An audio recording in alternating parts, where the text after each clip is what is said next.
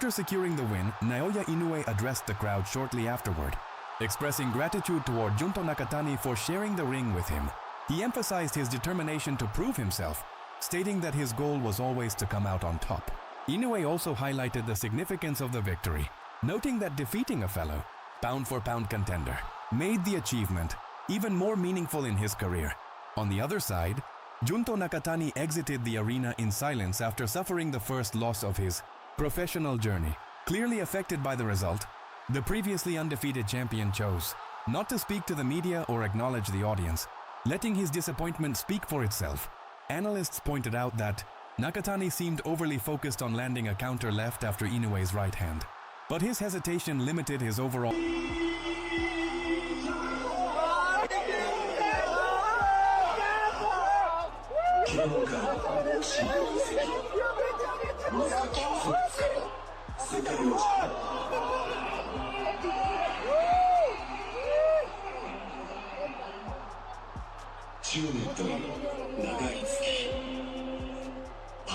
Well, it was a fight of two halves, wasn't it? The first half very, very cautious, particularly on the part of Junto Nakatani, who was patient, but perhaps overly patient, as Inoue, both of them were doing a lot of reconnaissance. You know, there wasn't a lot of punching in the early rounds, but then when the fight ignited at the midway point, 6, 7, and then obviously Inoue really under the cosh, 8, 9, 10, in trouble, I thought, in the 10th round before the head clash. And then 11 was a huge round for Inoue, and yeah, I mean, it ended up being what we wanted, definitely in the second half. Some of the quality of some of the action was off the charts. It was brilliant to watch. Nakatani is a guy who makes really most of his living on the outside, Bud, where he controls range, he makes you take chances, he counters real, he's a good puncher, he's technically solid, he makes you take chances, he counters you, he doesn't let you get close. You know, he makes you go through a bad neighborhood and then he mugs you. That's what Nakatani does. That's when he's at his best. With full output. Meanwhile, Inoue consistently pressed forward, attacked the body, and built a steady lead on the scorecards. As the Tokyo Dome filled with passionate fans, the atmosphere was electric leading up to the clash. When it was all over, Inoue stood tall with his hand raised, while Nakatani quietly made his way out. Backstage before the bout, Terence Crawford was seen greeting both fighters, showing mutual respect and appreciating the moment ahead of such a high-profile showdown. Before stepping into the ring, Nakatani had confidently declared that he would win and later share his story. Although the outcome didn't go his way, his belief and mindset were evident from the start. Observers described the fight as one that evolved over time. The early rounds were cautious, with both fighters studying each other carefully. However, the intensity picked up midway through, as Inoue increased the pressure, particularly in rounds 6 through 8, eventually putting Nakatani in serious danger by the 10th. Following an accidental clash of heads, Inoue delivered a dominant performance in the 11th round, sealing his control of the fight. Prior to the bout, promotional content showcased the strengths of both fighters. While some experts warned against underestimating Nakatani, they believed he possessed the timing and skill to disrupt the division, if given the chance. Despite the loss, that potential remained evident, even if the final result didn't reflect it. This fight may have ended with a clear winner, but it also marked a turning point for both men. For Inoue, it reinforced his position as one of the elite fighters in the world, proving once again his ability to adapt, apply pressure, and dominate at the highest level. For Nakatani, despite the setback, the experience could serve as a crucial lesson, one that may shape his evolution moving forward. In boxing, thing about Naoya Inoue and what he's doing now, and jumping up the weight classes, and him becoming undisputed, and him taking on the right ops who are around him. All right, he's been taking on champions, ex-champions, #1 contenders for the past, I don't know how many damn years. But the thing about Inoue that makes him exciting, that makes you feel okay about him fighting Nakatani and then waiting to fight Bam Rodriguez after that, is that you've seen a vulnerability with Inoue. I've seen Inoue dropped like 3 damn times.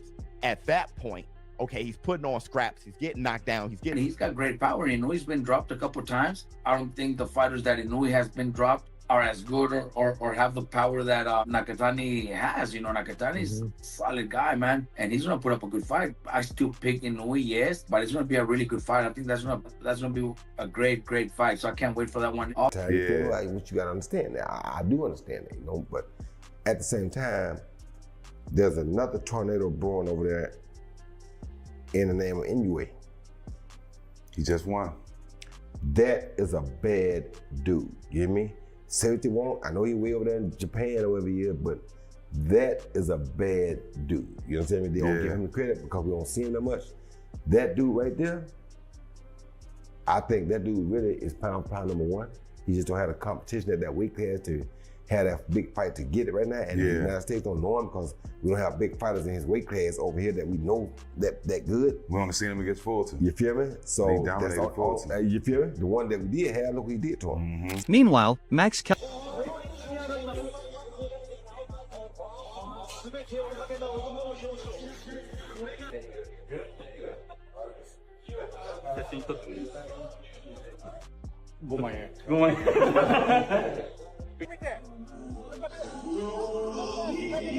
Before the fight, Teddy Atlas described Junto Nakatani as a tall, rangy boxer who dictated the action through distance and tempo. He explained that Nakatani made opponents work hard just to close the gap, only to meet them with precise counterpunches once they got inside. Atlas also highlighted Nakatani's excellent timing and ring awareness, noting that these qualities allowed him to remain composed under pressure and difficult to pin down. In his view, that level of discipline and control made Nakatani a complex challenge for any opponent heading into the bout. At the same time, discussions around Naoya Inoue focused on how exceptional his achievements have been. Becoming an undisputed champion in 2 weight classes in such a short span is something only a handful of fighters have accomplished.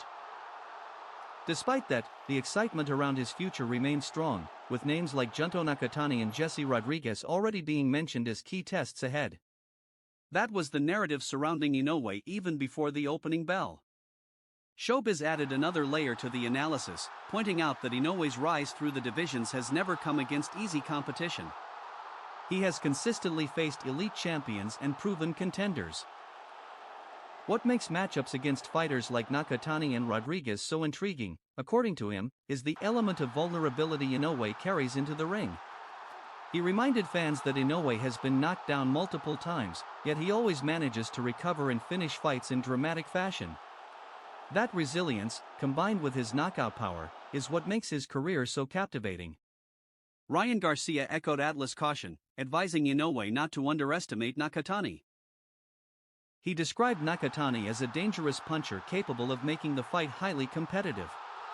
Garcia also noted that while Inoue had been dropped before, he had not faced someone with Nakatani's particular level of threat. Still, he leaned toward Inoue winning a closely contested battle. Roy Jones Jr. joined the conversation by praising Inoue and framed it as a major clash between 2 elite Japanese stars at the peak of their powers. Pound-for-pound fighter in all the world, the monster Naoya Inoue takes on number 6 Junto Nakatani at the Tokyo Dome in Japan. Now guys, ordinarily when you have a clash of top 10 pound-for-pounders, there's a lot of build-up. But this one feels as though, at least from where we're sitting in LA, that it's flown a bit under the radar. Now, in the first place, it's 2 tiny division fighters, right? Once you get below lightweight, especially featherweight, the American public has a tendency anyway to think, well, they're kind of tiny guys and be a little less interested. They're both Japanese fighters, and so the fight's taking place halfway around the world from here, and they haven't been marketed in this country the way they've been marketed in Japan for obvious reasons. And also, Inoue is about a 3-1 favorite, so it's not considered a 50-50 fight. I remember I was live last night, and a lot of people were comparing this to Leonard Hearns, and I can definitely see the stylistic comparisons. I don't think it'll play out like that. I think Naoya Inoue is a very calculated boxer, and I don't think he would trade with Junto Nakatani early in the fight. I don't see it. Junto, if you look at his over his last 5 fights, 4 of those 5 fights haven't gone past the 6th round. He gets knockouts early in fight. It would favor Naoya Inoue to take Junto past the 6th round and use his experience, use his craft, use those explosive legs he got to punch in between the shots and sharpshoot Junto, because Junto has gotten very good. But the thing about Inoue, to give you a little insight, how many weight classes he's gone up already? He's two division undisputed. He's undisputed in 2 divisions. How many fighters has done that? And Naoya Inoue, the competition he's fighting right now, Nakatani, we always wanted that fight. Don't move away from that. Also, Naoya Inoue, we don't want him to move away from Bam Rodriguez. Bam Rodriguez is just now, he's going to move up another weight division in his next fight. We're getting closer. Furthermore, Showbiz also pointed out that Inoue's climb through the way is a rare talent with exceptional danger, while also suggesting that he remains somewhat underappreciated in the United States. According to Jones, Inoue has the ability to be considered the top pound-for-pound fighter, but lacks the high-profile crossover bouts needed to fully cement that status. Max Kellerman framed the fight as a clash between 2 elite Japanese fighters at their peak. He described Nakatani as calm and methodical, while portraying Inoue as more aggressive and explosive. Chris Algieri also weighed in, suggesting that Inoue's pride and drive would push him to adopt a more attacking style during the fight. All these perspectives built anticipation for what many expected to be a highly competitive encounter. When the fight finally took place, it delivered on the hype. Inoue demonstrated why he is regarded as one of the best fighters in the world, while Nakatani showed glimpses of the danger and skill many analysts had predicted. In the end, the answers were settled inside the ring, but as always in boxing, the debate continues beyond the final bell.